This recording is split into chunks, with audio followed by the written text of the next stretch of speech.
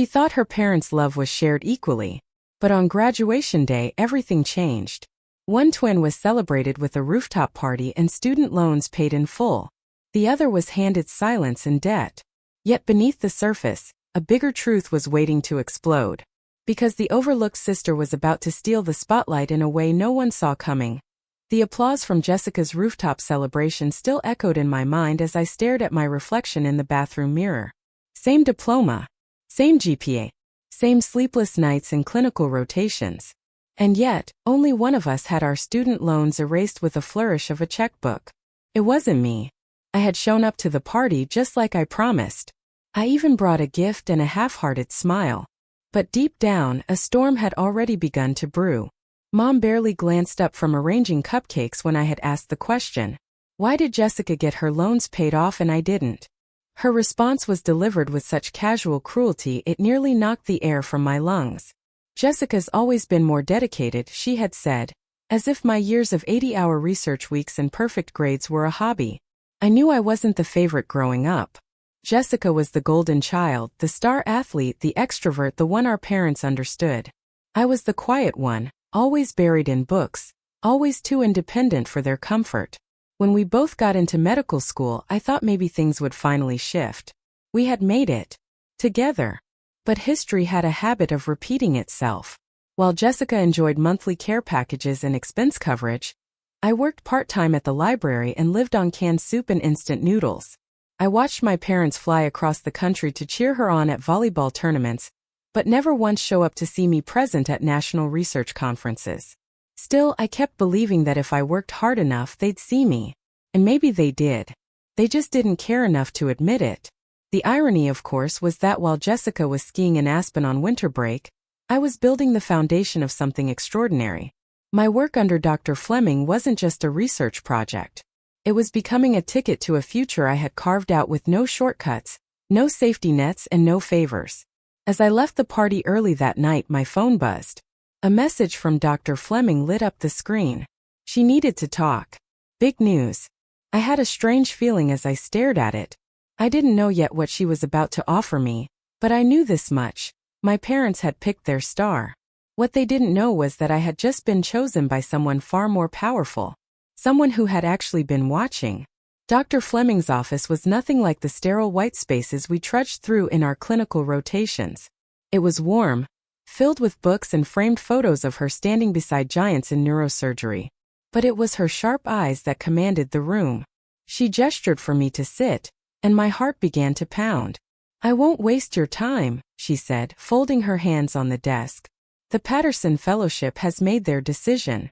Every cell in my body froze. This was the opportunity. The one slot offered nationwide. The one that came with not just prestige but full loan forgiveness and direct mentorship from the best in the field. "They chose you, Audrey," she said, breaking into a rare smile. "You earned it." I blinked. I got it.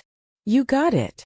The words echoed inside me, louder than any applause I'd heard at Jessica's party. I had done this, not because someone paid my way in, not because of family connections, but because I had spent the last 4 years pushing myself harder than I ever thought possible. Because I saw patterns in trauma scans no one else did. Because I refused to give up. As the weight of the moment settled in, Dr. Fleming wasn't done. "I was invited to your sister's celebration tonight," she said, raising an eyebrow. "Your parents clearly didn't realize I've been mentoring you closely. I'd like to announce the fellowship at the party." I hesitated. My chest tightened. Tonight is complicated. It's supposed to be Jessica's night. I don't want it to look like I'm trying to steal her spotlight. Dr. Fleming's smile softened. "Audrey, I've watched your family dynamic. You've been shrinking yourself for their comfort long enough. Recognition matters. Especially when it's been long denied." She was right. If I told them in private, it would be brushed aside or buried under compliments about Jessica's party planning. But if Dr. Fleming announced it publicly, there would be no denying it. No twisting it into something smaller. "Okay," I said, voice quiet but firm. "Let's tell them." As I stepped back into the elevator, my phone buzzed again. It was a message from Jessica. "Mom's going overboard.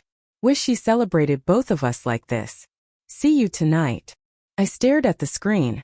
It was the first time she had ever acknowledged it. That text meant more than she realized. And tonight, she would see the truth unfold. The rooftop restaurant gleamed like something out of a lifestyle magazine. Strings of lights swayed gently above a sea of white tablecloths, crystal glasses, and carefully placed centerpieces.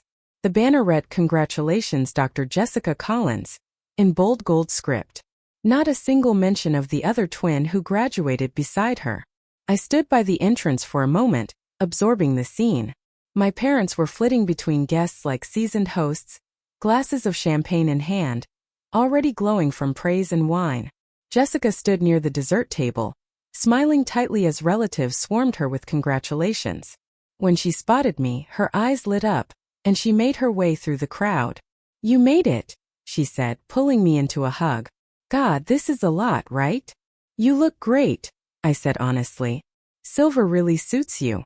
"You'd think I was the first person in the country to get a diploma," she said with a sigh. "Mom even hired a photographer." I smiled, though the knot in my stomach hadn't loosened. So I noticed. Before we could speak further, Mom appeared like a ghost summoned by champagne. "Jessica, Dr. Wu just arrived. You need to come say hello. Audrey," she added with a glance, "can you help the caterers? Beth's being difficult about gluten again." Just like that, Jessica was whisked away toward the prestigious guests, while I was sent to supervise hors d'oeuvres. While I pointed the waitstaff toward the appropriate tables, I felt the shift in the air. Dr. Fleming had arrived. She wore a crimson pantsuit that made her impossible to miss. Confident. Commanding. A presence. When she saw me, her smile warmed. "Are you ready?" she asked. "As ready as I'll ever be," I replied, glancing toward my parents, who hadn't yet noticed her arrival.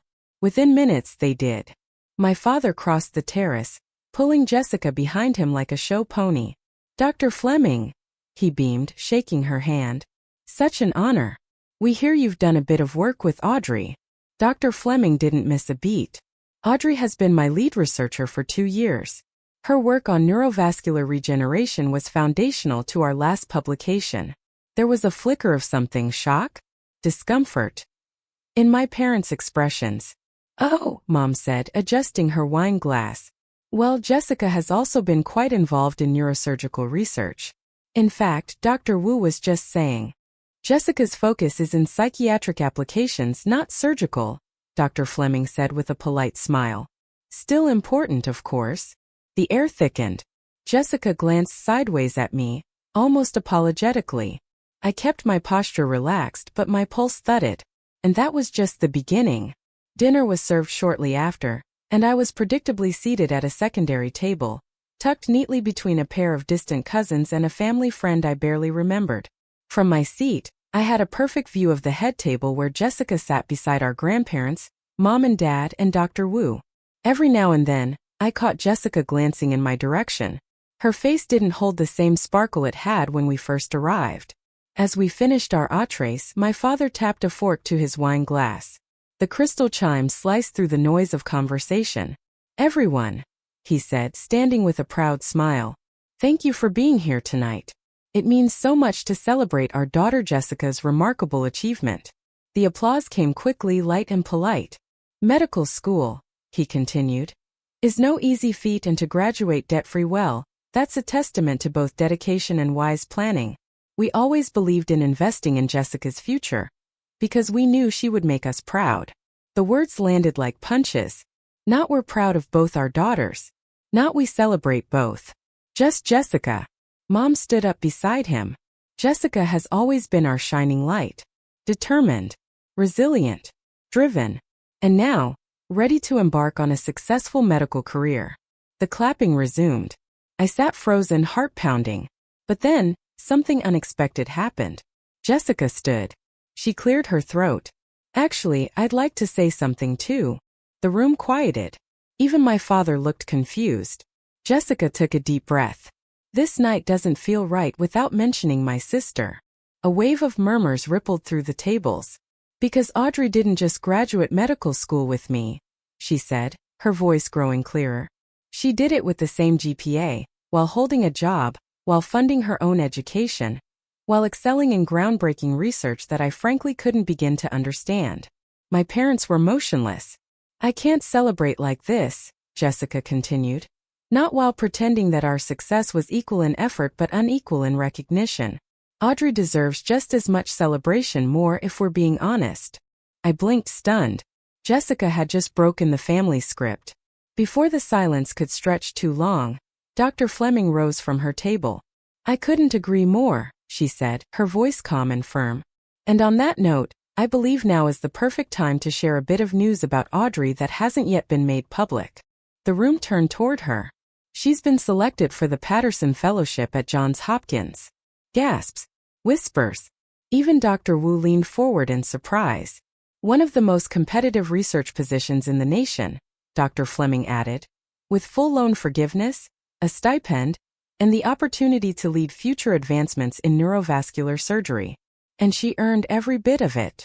The room erupted in applause, genuine, surprised, even admiring. And for the first time I was no longer invisible. As the applause subsided, I felt a curious mix of disbelief and validation wash over me. For years I had dreamt of this moment, not the spotlight but simply to be seen. And now, surrounded by the same relatives who had often praised Jessica while offering me polite nods, I finally wasn't just the other twin. I was Dr. Audrey Collins, Patterson Fellow. And they knew it. Dr. Fleming smiled at me with quiet pride before returning to her seat. Jessica remained beside me, arms still crossed in a small show of solidarity, her expression unapologetically fierce. I caught a glimpse of our parents across the room. Mom's smile had frozen mid-expression, her eyes darting toward Dad, who now sat stiffly, trying to hide what could only be described as confusion, or perhaps regret. Guests began approaching me, shaking my hand, offering congratulations. Professors who once barely remembered my name now asked to collaborate. Residents and attendings I'd rotated with praised my professionalism and work ethic. I fielded each interaction with calm gratitude, but inside my thoughts spun like a carousel. Jessica rejoined the head table eventually, though I noticed she wasn't beaming anymore. She looked thoughtful, maybe even tense. My father placed a hand on her shoulder, speaking lowly. Mom stood beside them, quietly observing the conversation swirling around me. For once, they were not the center of attention. Later, as dessert was served, I stepped away to get some air. The rooftop terrace glowed under strands of fairy lights, the Detroit skyline twinkling in the distance. I leaned against the balcony railing, breathing in deeply. "You okay?" Jessica's voice came softly from behind me. I nodded. "I think so." She stepped beside me, slipping her arms through mine. I meant what I said in there. I know I should have said it a long time ago. I studied her profile, the same nose, same cheekbones, same pale eyes as mine. And yet for years it felt like we'd been walking parallel roads, never truly crossing. "I don't blame you," I said, voice low. "You didn't ask for the favoritism." She looked down. "No, but I benefited from it. And I didn't speak up when I should have." We stood in silence for a moment. "I don't want to compete anymore," she finally whispered. "I want to be sisters again. Equal. Honest." That caught me off guard. Not because I didn't want it to, but because I hadn't realized how badly I did until now. "I'd like that," I said. "No more pretending. No more performances for Mom and Dad." Jessica smiled, tears brimming in her eyes. "No more pretending." As we turned back toward the party, the applause had faded, but something stronger had taken root. Understanding. The days following the party felt like stepping into a new chapter of my life, but my parents, unsurprisingly, weren't ready to turn the page. The morning after, they showed up at my apartment unannounced, holding a sleek black box wrapped in a satin bow. "A peace offering. We wanted to give you something," my mother said, voice softer than usual, but her eyes searched mine not with warmth, more like strategy. "A little congratulations for the fellowship. And an apology, I suppose." Inside the box was a rose gold watch, nearly identical to the one they had gifted Jessica on her 25th birthday. I hadn't been given one then. Mom claimed they could only afford one at the time. "It's lovely," I said, though I didn't reach for it. "But late gifts don't erase patterns." My father shifted awkwardly. "Audrey, we know we've made mistakes, but we've always believed you could handle more. You were the one who didn't need as much help." I tilted my head. That's one way to justify neglect. But let's be honest, supporting Jessica wasn't just about her needs. It was about your pride in her image. The silence thickened. For once they didn't interrupt me. I paid my own way, won my own awards, built my future with no help from you. I continued. You didn't even know I was applying for the Patterson, let alone that I won. We were blindsided, my mother admitted. That's because you weren't looking, I replied, tone calm but firm. You saw what you wanted to see. And now you're uncomfortable that the rest of the world saw something else. There was no shouting. No dramatic exit. Just a quiet boundary finally built. They left the watch behind. 3 weeks later, my apartment was packed into boxes. My flight to Baltimore left at sunrise. Jessica helped me fold the last of my books into a worn canvas tote. She looked at me for a moment, then said, They've started telling people they're proud of you, you know? Like they always supported you. I smirked. Let them. I don't need their version of the story anymore. Jessica smiled. Still, I'm glad you got your moment. You earned it. I touched her arm. And I'm glad you stood up. That was the first time I felt like I wasn't standing alone. Outside, the city lights flickered, the future waiting in their soft glow. Baltimore greeted me with a different kind of energy, brisk, demanding, but full of promise. The first day at the Patterson Fellowship felt almost surreal. The facilities were state-of-the-art. The team was brilliant, and the expectations? Sky-high. But for once I wasn't intimidated. I was ready. During orientation, Dr. Fleming introduced me to the other fellows. Her voice carried quiet authority as she listed my qualifications, not as flattery, but as fact. This is Dr. Audrey Collins. Her work in neurovascular regeneration set a new benchmark. You're going to want her on your team.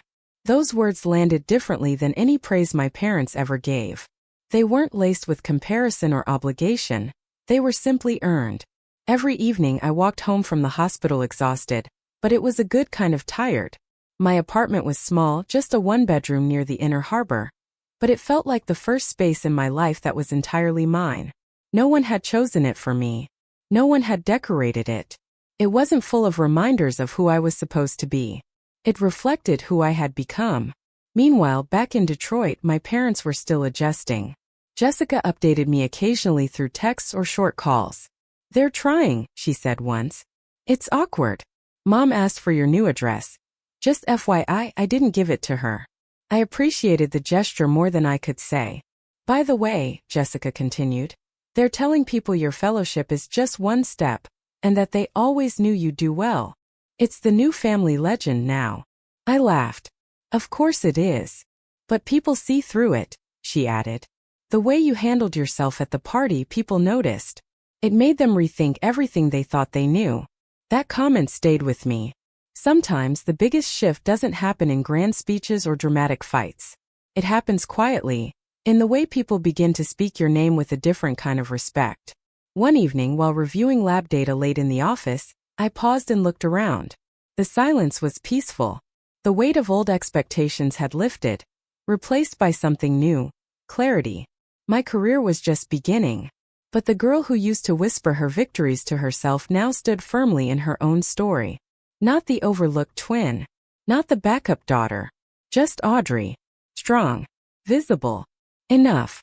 A few months later, I received a formal invitation in the mail. It was cream-colored with gold-embossed lettering, and the handwriting was unmistakably my mother's. You are cordially invited to the Collins family celebration, honoring both of our daughters, Jessica and Audrey, for their medical achievements. I stared at the envelope for a long time. It was the first time my name had appeared alongside Jessica's in any kind of recognition. It should have felt satisfying, but mostly it felt unnecessary. Jessica called later that evening. Did you get it? She asked, her tone light but cautious. I did, I said. I asked them to do it. I told them if they wanted to repair anything, they needed to start by seeing you as their daughter, not just their comparison point. I smiled quietly. Thank you. But I'm not sure if I'll go. Jessica didn't argue. Whatever you decide is fine. Just know this time if you show up, you won't be walking in alone. I ended the call and sat by the window of my apartment, watching the city pulse beneath me. Life had shifted. It wasn't perfect, and the past hadn't magically rewritten itself. But I wasn't that girl anymore, the one waiting for validation from people who couldn't see her. The truth was, I didn't need a celebration. I didn't need a banner with my name on it or applause in a crowded room. I had the Patterson Fellowship. I had mentors who believed in me. I had a sister who finally stood beside me, not in front. I had the mirror. And for the first time in my life, I liked the reflection looking back. So I poured a glass of wine. I opened my notebook. I outlined my next research proposal. And I smiled. Because the life I was building wasn't about proving anyone wrong anymore. It was about living everything I had worked so hard to become on my own terms.